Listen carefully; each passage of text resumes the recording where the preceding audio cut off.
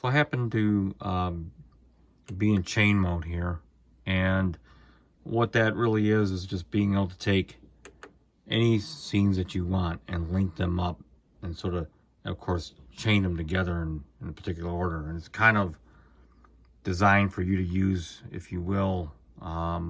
Maybe you're doing a live performance or setting up a bunch of demos for a client, and you want to string them together in an order that you specify at will, but to have them all linked together instead of going from here to here to here to here and then to here to here. What you do is you go in the chain and then you select the ones that you want, almost like a user bank, like that used to be in all the old Roland synths. So it's cool because I've got these candy colored buttons that reflect the preferences of whatever scene color that you have. And so in this small example, I actually happen to have a sequence here. And I can go to here and then to here.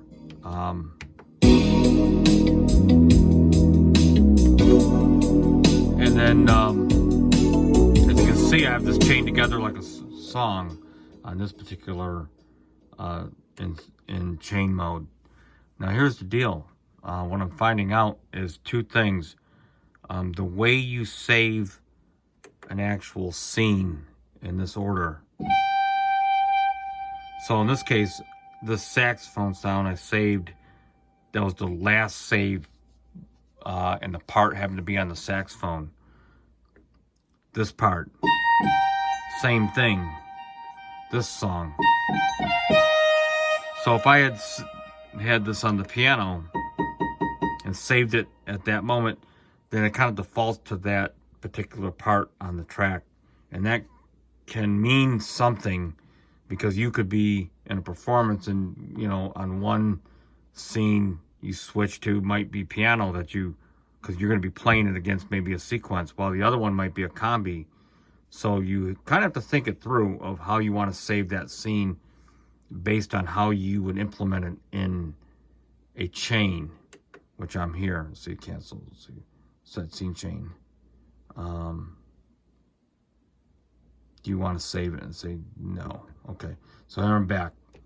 Now here's a thing that Roland could implement. If not this method, maybe in another software revision. Let's say part one would be, you could use it like a song. I got a song here, and then watch. I'm going to try to switch from here to here without interrupting, and watch what happens. And it just automatically stops. It just cuts it off. It would be kind of cool if you could have seamless switching between the scenes, and that would be based on, let's say, this part here would be like a chorus of the same song, and then you could use this performance to be the verse, or this scene, next scene, to be like the verse of the same song, and then so forth and so on, so that you could switch from the different parts at will. That would be kind of neat to have that kind of control at the chain level. Otherwise, you'd have to do it in song mode. So, for example, I'm in this thing here, and I go in the song. You can see here's my little patterns here. Here, here, here, here. To go from here to here, I can't do that.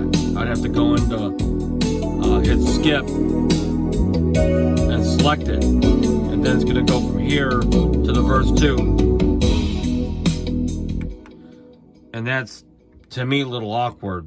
And maybe if they again address some of these shortcomings on release, and hopefully each build of the software gets better and better, and that's really where it comes down to. So I can't help saying that it feels half-baked. The but the potential seems enormously promising. So we'll see what happens. There's just a ton of things to go through of things that they could do. It just seems like every time I go into this synth, there's more and more that I'm uncovering of shortcomings.